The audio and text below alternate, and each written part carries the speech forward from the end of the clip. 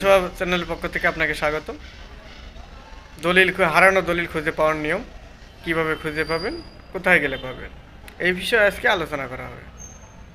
তে প্রথমত দলিল যদি হারিয়ে যায়, যদি না জানা থাকে, তাহলে দাতা গ্রহীতার যাদের নাম আছে সেই দাতা গ্রহীতাগুলোর নাম জানতে হবে। যদি তারিখ জানা থাকে তাহলে সেই তারিখটাও লিখে নেবেন।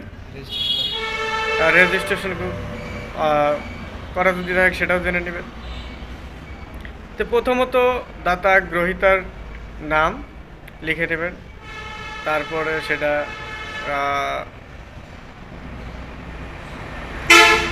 দাতা গ্রহীতার নাম কোন অফিসে রেজিস্ট্রি হয়েছে, কত সালে হয়েছে, 1971 সাল বা আনুমানিক একটা ডেট, সেই ডেটটা জেনে নেবেন।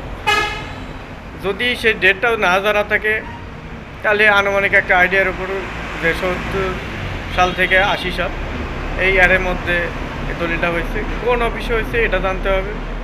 সেই জানার পর সেই দাতা গ্রহীতার তথ্য নিয়ে জেলা যে রেজিস্ট্রার অফিস আছে, যার যার যে জেলায় হতে পারে দলিল, সেই জেলার রেজিস্ট্রার অফিসে গিয়ে সেটা বুঝতে হবে।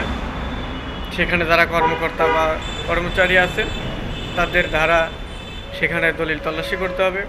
সেখানে 5 দিন, 3 দিন, 2 দিন বা 10 দিন এরকম তারা সময় নিতে পারে।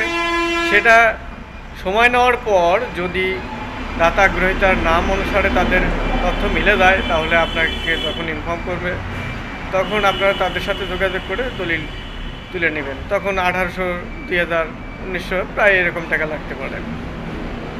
আর যদি দাতা গ্রহীতার তথ্য জানা থাকে কিন্তু অনেক সময় দেখা যায় যে সেভাবে খুঁজে পাওয়া যায় না, তখন যে আপনার দলিলের যে তফসিল আছে সেই তফসিলের বিষয়টা দাগ, খতিয়ান, মোজা এগুলোর দ্বারা অনেক সময় খুঁজে পাওয়া যায়।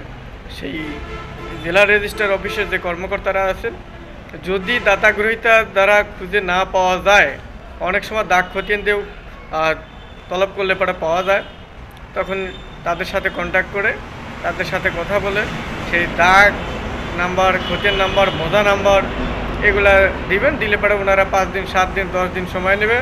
সময় নেওয়ার পর যদি তারা খুঁজে পায় তাহলে সেটা আপনাকে জানাবেন, না পেলে সেটাও আপনাকে জানাবেন। জানানোর পর যদি সেই দাগ বা খতিয়ান বা মোজার উপর ভিত্তি করে যদি সেটা পাওয়া যায় তাহলে তাদের সাথে কথা বলে সেই দলিলটা আপনি তুলে নিতে পারেন অল্প কিছু খরচের মাধ্যমে। প্রায় 1800-2000 টাকা এরকম খরচের মাধ্যমে আপনি সেই দলিলটা তুলে নিতে পারেন। তো যাই হোক দর্শক, এইভাবেই অতি সহজে আপনারা দলিল তল্লাশি করতে পারবেন জেলা রেজিস্ট্রার অফিসে গিয়ে। এইভাবে যত সালেরই দলিল হোক না কেন সেটা হারিয়ে গেলে অতি সহজে আপনারা খুঁজে পেতে পারেন।